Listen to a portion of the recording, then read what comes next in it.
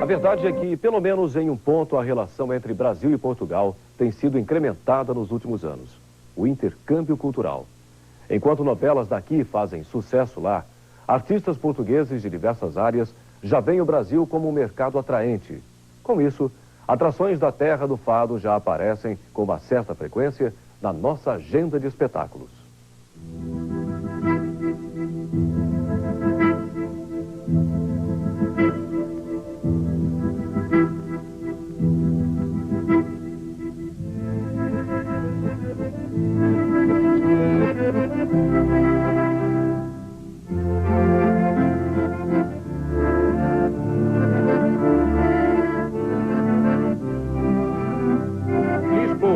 Capital cultural da Europa. Mas como?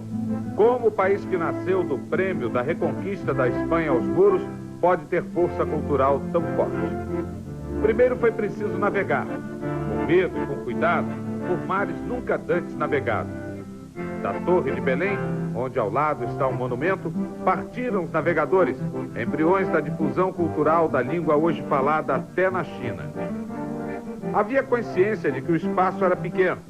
Do condado portucalense, transformado no Portugal de Afonso Henriques, expandiu-se o Portugal do ultramar.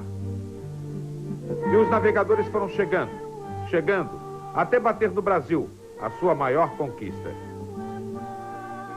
São 495 anos da presença portuguesa no Brasil. Uma presença que se mantém e se perpetua na medida em que a tradição permanece. Tradição que é trazida a cada instante aflorada nas casas que representam cada rincão português. Os minhotos, por exemplo, na Casa do Minho do Rio de Janeiro, celebram a cada primeiro sábado do mês a festa de Santoinho, a quinta de Santoinho. E o Joaquim Fernandes, presidente da Casa do Minho, nos explica o segredo dessa tradição. Bom, essa tradição já vem acontecendo na Casa do Minho há 20 anos.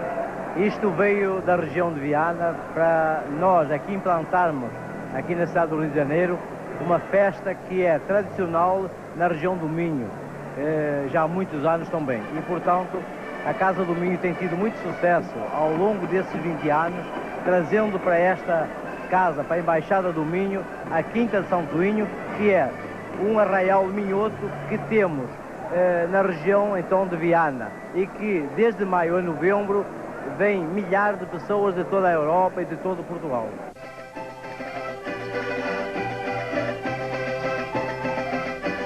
Manter a cultura e a língua espalhadas aos 4 cantos da terra. Os portugueses sabem que para isso é necessário manter acesa a tradição. Por isso, cada clube português canta e dança os costumes de sua região. É uma festa portuguesa, com certeza. Nela não faltam o pão, bolinho de bacalhau, frango, sardinha, caldo verde e muito vinho sobre a mesa. Não faltam também o vira em sua forma mais chula pelos conjuntos, que a cada instante rondam um salão de baile.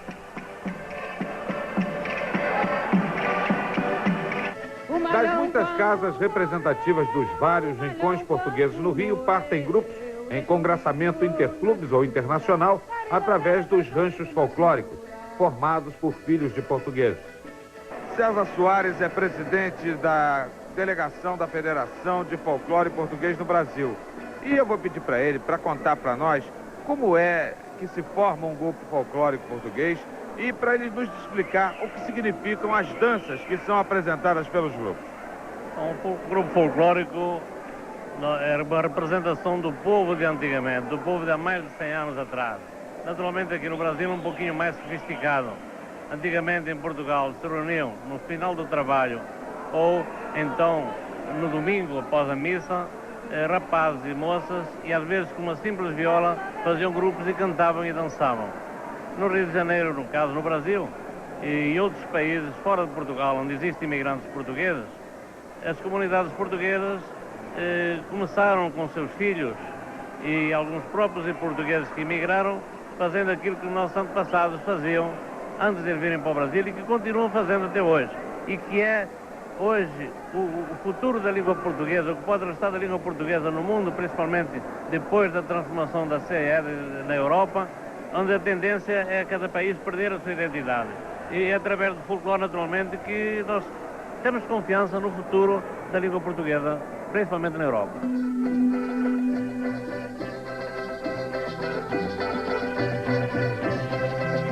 Dançai, ouvira, dançai, dançai à vossa maneira.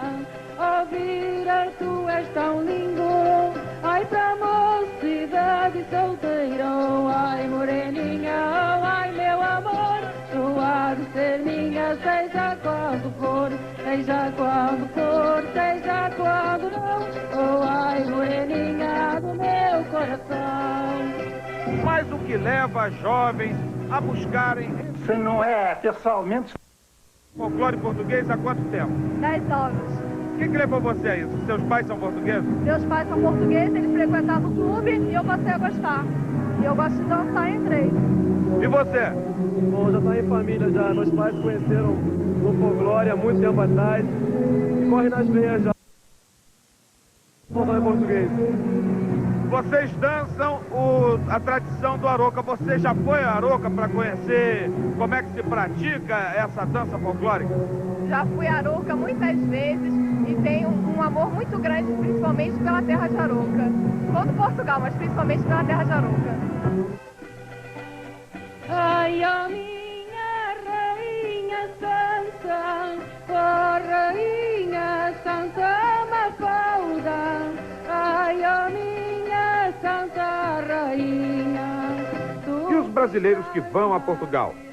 Querem saber tudo sobre o fado, que na verdade percorre o Brasil na exposição Vozes e Sombras. Mas o que é o fado? Fruto da noite mal dormida e marginal, o fado é uma reciclagem à portuguesa. Pode vir da presença moura, como historiam Teófilo Braga e Adalberto Alves, ou de cadências africanas transpostas para o Brasil, como fundamenta Mário de Andrade, associando o fado ao lundum. Verdade é que o fado nasce e se expande em recantos pobres, de estilo de vida duvidoso e contestado, na mouraria. Em sua busca, o visitante percorre Portugal em boas estradas, contempla da ponte o Tejo e aprende com Fernando Pessoa. O fado não é alegre nem triste, é um episódio de intervalo. Formou a alma portuguesa quando não existia e desejava tudo sem ter força para o desejar. O fado é o cansaço da alma forte, o olhar de desprezo de Portugal ao Deus em que creu e que também o abandonou. Mas lá como aqui como lá, há quem cuide o tempo todo de difundir a cultura dos dois países em verdadeiro traço de união.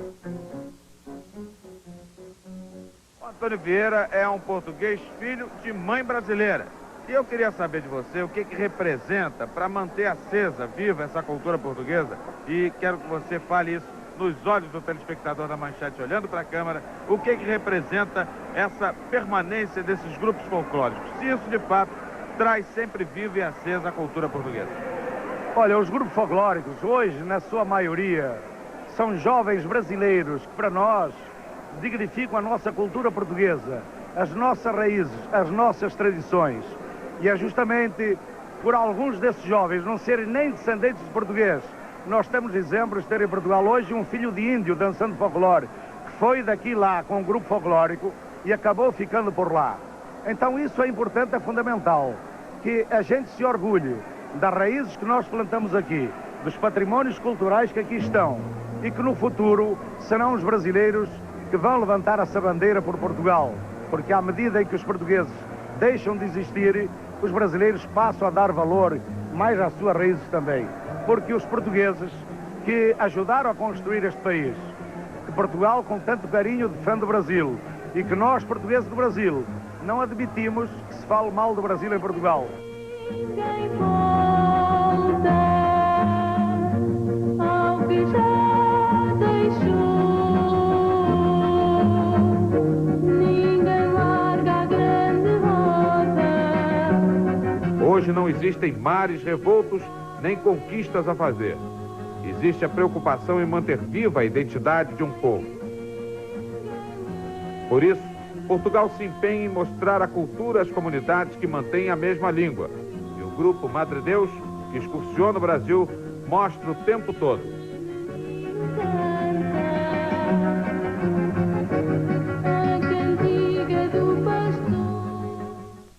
No próximo bloco, nós vamos dar boas risadas com Ari Fontoura e Sueli Franco.